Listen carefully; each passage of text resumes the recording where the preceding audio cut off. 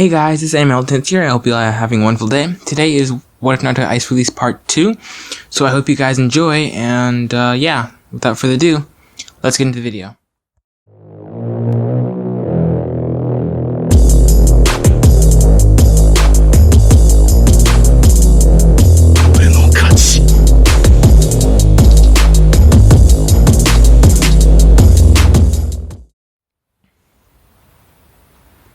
Naruto stepped into the compound, and the first thing he noticed was that there was a large two-story building. For some reason, it wasn't visible from outside, so Naruto had assumed that of all the things inside the building were one story. It allowed someone on the inside to see outside, but not vice versa. He continued into the house and immediately took notice of the furniture. They were all in pristine condition. Dust collecting seals, Naruto thought. Smart. Dust collecting seals were seals that absorbed the dust so that dust wouldn't collect on countertops when people weren't around to clean them very often. He continued up to the next floor and found 3 rooms and a bathroom. He went into one room and found a queen-size bed. Naruto dropped his bag near the bed and walked to the closet. He opened it and spotted 2 trunks on the floor. He then went into the other 2 rooms and found one was a nursery, another was a study. Time skip. 4 hours later, Naruto had packed up all the stuff from the nursery and converted it into a storage room. He then moved all of his parents' things into trunks and moved the trunks into the storage room. From there, he moved all the pictures in his father's study. From there, he kept all the pictures in his father's study, and he stacked up all of the stuff his father was currently reading before he left for the Ninetales attack, and stacked them in the order according to what he was going to read first. He then ventured downstairs and found a stairway which led to the basement. The basement was a large area that acted as a training ground. It had dummies, practice weapons, both sharp and dull, a shell full of various jutsu. There was also a pool with water to use for small-scale water jutsu. There was a sign that said to practice the more destructive jutsu outside at one of the actual training grounds. Naruto just smiled and looked through a few scrolls. He found one of them was labeled Ice Release, Ice Crystal Mirror. Another one was labeled Shadow Clone Jutsu, and the last one was looked like an Anbu scroll. Naruto didn't pick that one up, but he just looked at it curiously. I'll have to learn these 2 scrolls ASAP and take a look at the Anbu scroll later, Naruto thought, before going back upstairs. When he got back into his parents' room, what was now his room, he noticed a thick package on the bed he hadn't seen before. Inside were 2 letters and a necklace the necklace was silver with a polar bear pendant on the end of it. Dear Naruto, one of the letters read, Dear Naruto, if you're reading this, then your mother and I didn't survive the Ninetales attack. For my father, Naruto thought. Hiruzen may or may not have told you that in order to stop, Hiruzen may or may not have told you that in order to stop the beast, we had to seal inside of you. In doing so, I placed a burden on you that I would never wanted to do so. I can only hope you can forgive me and keep the beast at bay. On a happier note, I am sure you found the underground training area. Your mother was confident that you would have my Keki Genkai, the ice release. While I am not a Yuki, my grandmother was one, and I have a couple of jutsus, ice release, and a summoning contract in the basement.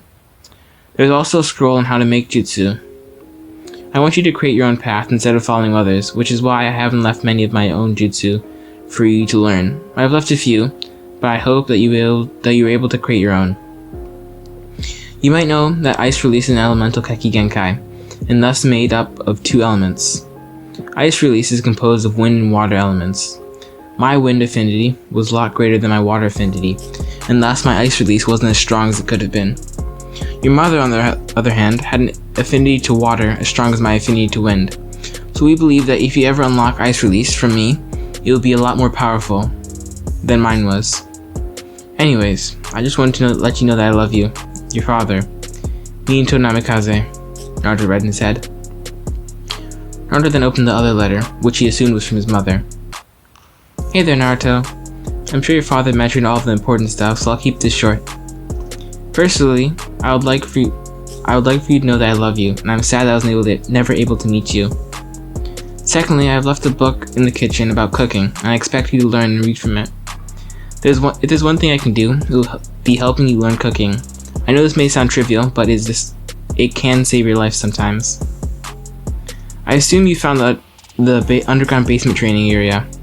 I took the liberty of adding a couple of scrolls on how to use the Anbu style taijutsu. I personally used it, so learn it if you want to. There's also the polar bear contract that I'd like for you to sign. But again, I love you. Your mother, Kushina Uzumaki Namikaze. P.S. I never actually changed my name. I just added his name onto the end of mine.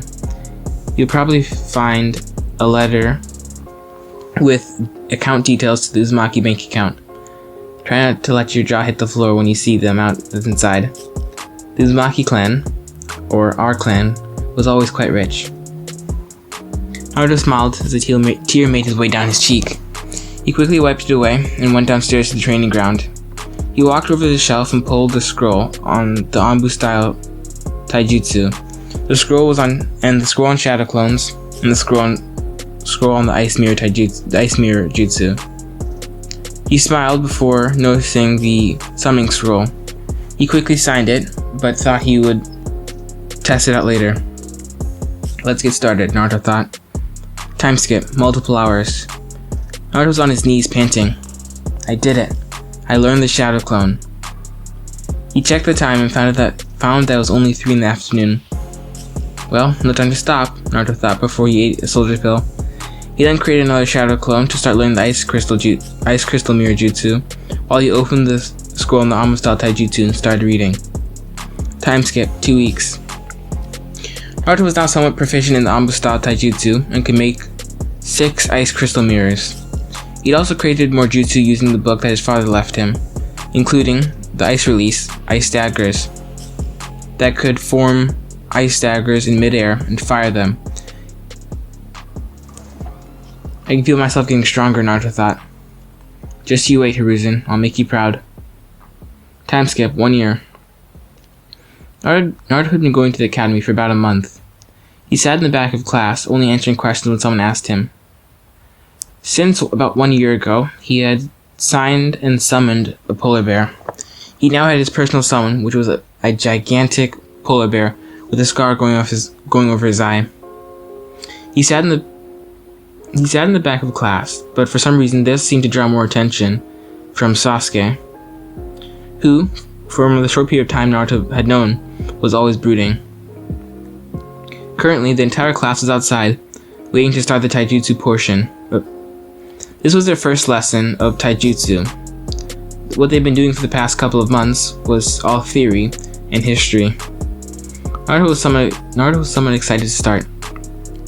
Every student would be fighting against a chunin, and the chunin would be mostly defending and trying to assess their style.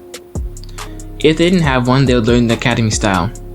If they did, then they'd most likely be let out early, since the taijutsu portion of the school day was always at the end. Mostly the chunins the students faced was the main instructor, Iruka, but sometimes his assistant Mizuki would step in. Naruto noticed that whenever Mizuki was assessing a student, he always made sure the person who was fighting him looked good. Some examples of these are Sasuke Uchiha and Sakura Haruno. Naruto assumed that he did it for Sasuke to make himself seem better, and for Sakura because he was probably paid off, most likely by her mother. Hiruzen had told Naruto that he, along with the council, would be watching, and he would finally deal with the civilian council, along with Danzo and the elders, after it was finished. Naruto Uzumaki, Iruka called, and Mizuki immediately went to the field. So you wouldn't have embarrassed me, Naruto thought. We'll see who's embarrassed after this. As soon as the fight started, Mizuki rushed forward and started attacking Naruto. Iruka, along with Hiruzen, noticed this and frowned. Naruto just kept on dodging, with his eyes half closed, giving him a bored look, which further incensed Mizuki, making him enraged. Council room. Hiyashi Kyuga didn't really care about stereotypes, or what other people thought of him, unless they thought he or his clan was weak. It didn't matter to him that Naruto was the Nine-Tails Jinchuriki. All he saw was someone who was strong enough to make fighting a Chunin look easy. He could respect that, and immediately started thinking of ways to get him to marry into the Hyuga clan. He wasn't doing it maliciously, but he did have a clan to look after, and having strong members ensured that his clan survived. Hiruzen was smiling at seeing the rage written all over the civilian council's members' faces, that Naruto was not getting beaten into the ground. Back with Naruto. Mizuki suddenly sped up and appeared behind Naruto and tried to punch him in the back of the head. Naruto simply bent backwards and dodged the punch. When his hands touched the ground, Naruto pulled his feet up and slammed them into Mizuki's chest, sending him flying up and away from Naruto. The thoughts going through Hiruzen, Iruka, and the Anbu who were guarding Hiruzen's minds were, "That's the Anbu style. How'd he learn that?" Naruto, then using his own burst of speed, appeared right where Mizuki was going to land. His wrists were touching, and his hands were slightly cupped. As Mizuki was coming down, Naruto slammed his hands into Mizuki's back. He added chakra to the strike and it went directly to Mizuki's spine, paralyzing him slightly for a few minutes. Naruto then proceeded to walk calmly off the field, ignoring the incredulous looks that everybody was giving him, and the glares coming from Sasuke's fan club that he'd shown up Sasuke. With Hiruzen was thinking, time to act. Anyway guys, thanks for listening. I shall see you guys next time.